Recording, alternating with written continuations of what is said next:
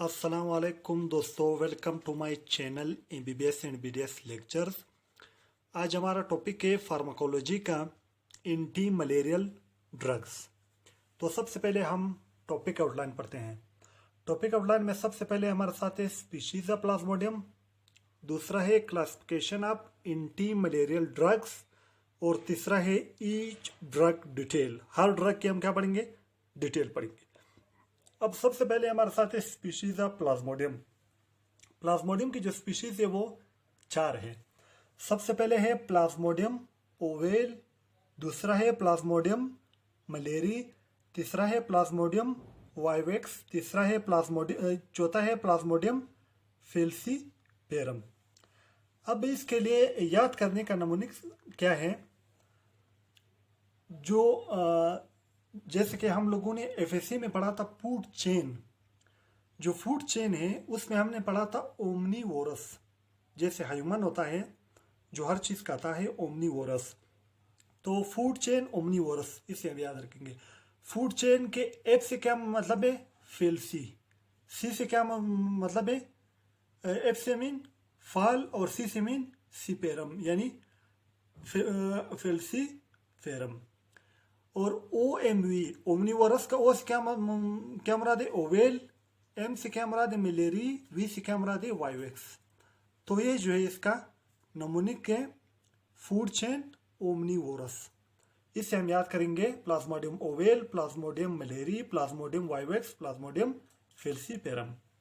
Next हमारे साथ है classification of anti malarial drugs. जो एंटी मलेरियल ड्रग्स है उसकी क्लासिफिकेशन। आमतौर पर जो एंटी मलेरियल ड्रग्स है हमारे साथ वो 3 है।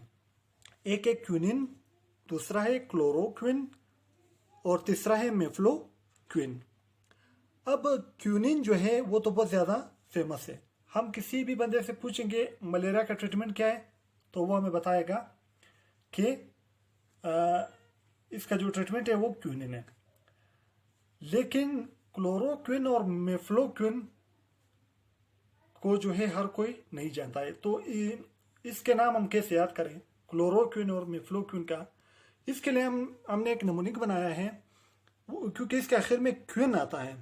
क्विन किसे कहते हैं? मलका को कहते हैं, जो बादशाह की बीवी है। अब यहाँ जो है हमने नमूनिक्स बनाया है कि जो सीएम होता है, सीएम किसी सूबे का, उसकी जो मलका है उसको हम क्वीन कहेंगे। अब इसके आखिर में तो क्वीन तो आएगा। अब सी से क्या मतलब है? सीएम क्वीन से क्या मतलब है? सी से मीन क्लोरो और आखिर में क्वीन, क्लोरोक्विन। एम से मीन मेफ्लो, आखिर में क्वीन, मेफ्लोक्विन। तो इस तरह भी हम याद कर सकते हैं, सीएम क्वीन। दूसरी बात यह है कि आमतौर पर जो सीएम होता है वो जिस भी महफिल में जाता है उसके साथ क्वीन होता है, उसके साथ क्वीन जो है वो जाती है। तो हर महफिल में, तो महफिल से क्या याद रखो? मेफ्लो क्वीन। तो सिंपल नमूनिक क्या है? सीएम क्वीन, सी से मीन क्लोरो और एम से मीन मेफ्लो क्वीन। तो ये इसका नमूनिक है। अब हम हर ड्रग को डिटेल में पढ़ेंगे। सबसे पहले है क्लोरोक्विन। इसके मैकेनिज्म ऑफ एक्शन, यूजेस और एडवर्स इफेक्ट पढ़ेंगे। हर ड्रग की इसी तरह मैकेनिज्म ऑफ एक्शन, यूजेस और एडवर्स इफेक्ट पढ़ेंगे। सबसे पहले हमारे साथ है क्लोरोक्विन। क्लोरोक्विन की जो एक एम बात है वो ये है कि तमाम मलेरिया, चाहे जिस भी मलेरिया स्पीशीज से हुई हो, उसमें ये यूज होता है एक्सेप्ट फेल्सीपेरम मलेरिया। अगर मलेरिया फेल्सीपेरम की वजह से हुआ है, जो फेल्सीपेरम स्पीशीज है उसकी वजह से अगर मलेरिया हुआ है, तो उसमें बिल्कुल जो है हम क्लोरोक्विन नहीं देंगे। क्यों नहीं देंगे? क्योंकि वो जो प्लाज्मोडियम फेल्सीपेरम है वो इस ड्रग के खिलाफ, क्लोरोक्विन के खिलाफ रेजिस्टेंस बनाता है।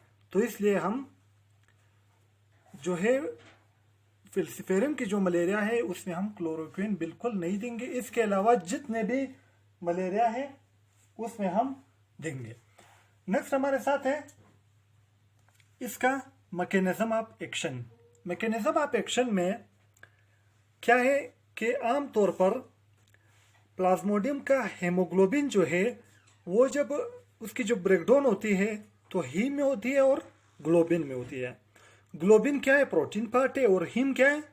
जिसे हम कहते हैं आयरन। अब ये जो हीम है, जो फ्री हीम है, जो फ्री आयरन है, ये प्लाज्मोडियम के लिए क्या है? उसके सेल के लिए क्या है? डेंजरस है। अब जो प्लाज्मोडियम का जो वैक्यूल है वो क्या करता है? वो इस फ्री आयरन की पॉलीमराइजेशन करता है। इस फ्री आयरन को जो पॉलीमराइज करेगा उसके बाद उसको हीमोजोइन में चेंज करेगा। ये हीमोजोइन जो है ये फिर सेफ है, ये फिर जो है टॉक्सिक नहीं है सेल के लिए, प्लाज्मोडियम के लिए। तो ये वैक्यूल का काम है। अब क्लोरोक्विन क्या करता है? क्लोरोक्विन जो है आता है, जो वैक्यूल है उसके अंदर अकुमुलेट होता है। ये जो ब्लैक डॉट से मैंने शो किया है, वैक्यूल के अंदर जब अकुमुलेट होगा, अब वैक्यूल जो है, जो पहले फ्री आयरन को पॉलीमराइज करके हीमोजोइन बनाता था, अब वैक्यूल का वो जो फंक्शन है वो लॉस हो जाएगा। अब वैक्यूल फ्री आयरन की फ्री हीम की पॉलीमराइजेशन नहीं करेगा। जब फ्री आयरन की फ्री हीम की पॉलीमराइजेशन नहीं होगी तो हीमोजोइन नहीं बनेगा। ये जो फ्री आयरन है, जो डेंजरस है प्लाज्मोडियम के लिए, वो पॉलीमराइज नहीं होगा, हीमोजोइन में चेंज नहीं होगा। वही फ्री आयरन जो है वो प्लाज्मोडियम सेल के लिए टॉक्सिक हो जाएगा और प्लाज्मोडियम सेल को क्या करेगा? डैमेज करेगा। तो ये इसका मैकेनिज्म ऑफ एक्शन हुआ। नेक्स्ट इसके हैं यूजेस। यूजेस जो है क्लोरोक्विन की वो दो हैं। एक तो हम इसको मलेरिया में यूज करते हैं, दूसरा इसको as a anti inflammatory use करते हैं रूमेटाइड आर्थराइटिस में। तो ये दो इसके यूजेस हुए हैं। तीसरा इसका एडवर्स इफेक्ट।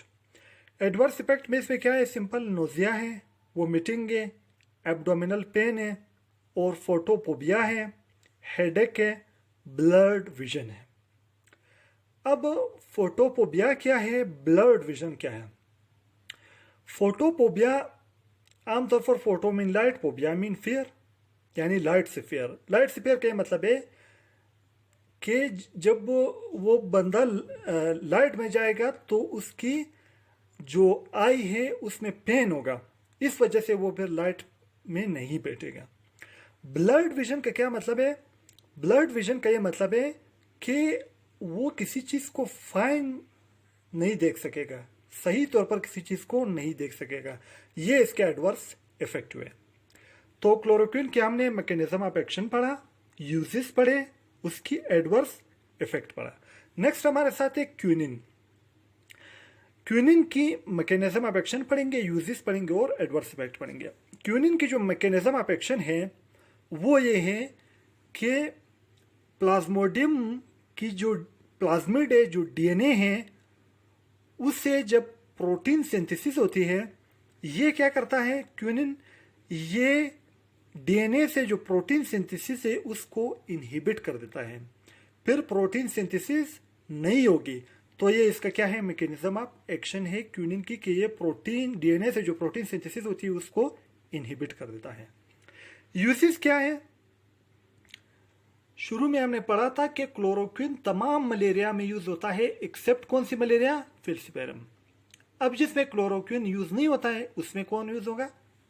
क्विनिन यूज होगा। तो इसका यूज क्या है? फिल्सीपेरम मलेरिया। नेक्स्ट इसका है एडवर्स इफेक्ट।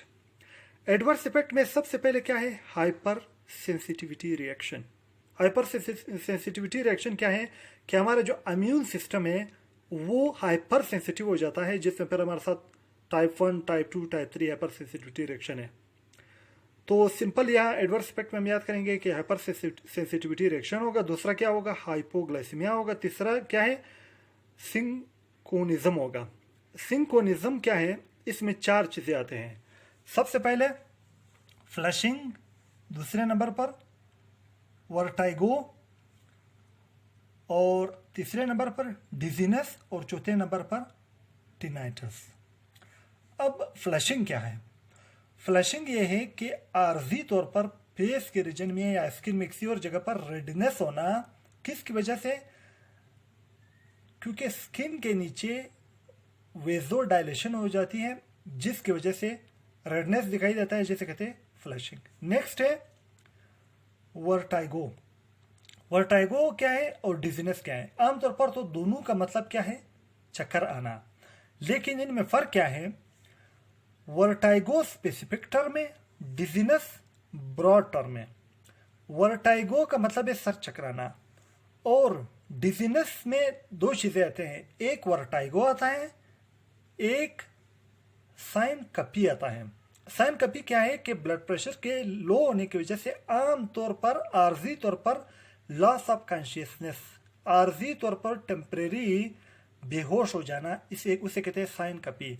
तो वर्टाइगो क्या है? सर चकराना, ये एक स्पेसिफिक टर्म है। डिजीनेस क्या है? ये भी सर चकराना, ये ब्रॉड टर्म है। इसमें सर चकराना प्लस आर्जी तौर पर कॉन्शियसनेस का भी लॉस होना।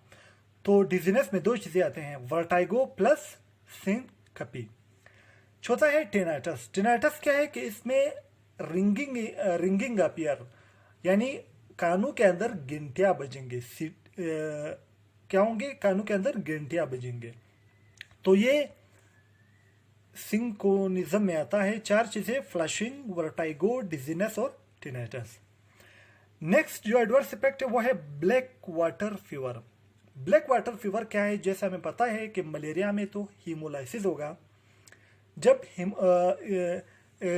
अब जो चौथा एडवर्स इफेक्ट क्या है? Black water fever. Black water fever क्या है? ये हीमोलाइसिस है।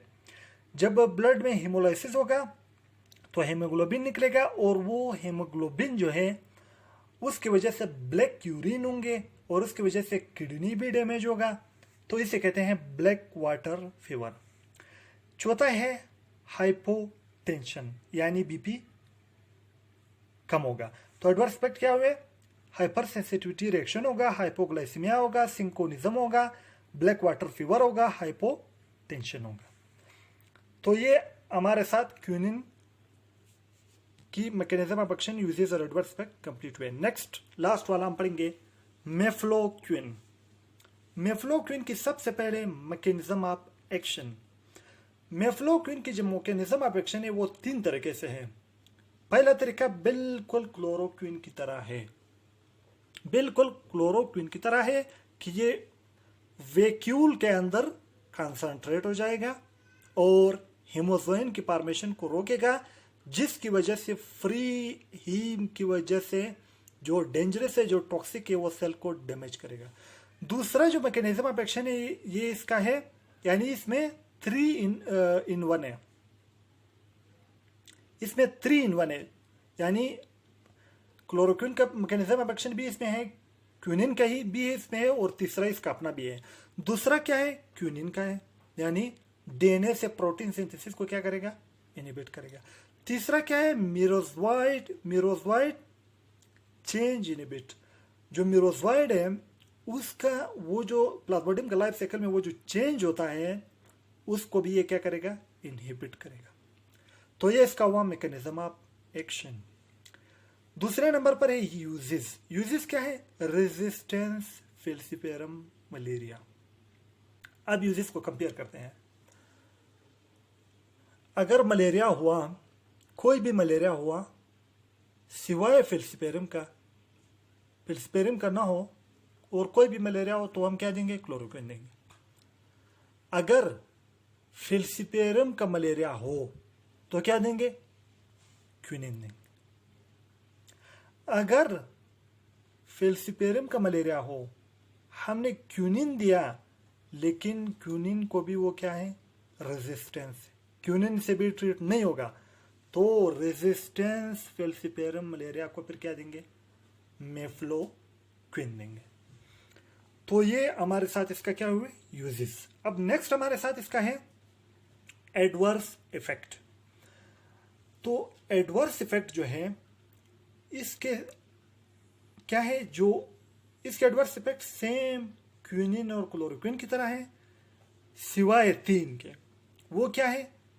Number 1 rashes, number 2 seizure, number 3 depression. अब मेफ्लोक्विन जो है वो हम एक बहुत आसानी से याद कर सकते हैं। इसका मैकेनिज्म ऑफ एक्शन क्विनिन और क्लोरोक्विन की तरह है। इसकी यूजेस क्विनिन और क्लोरोक्विन की तरह है।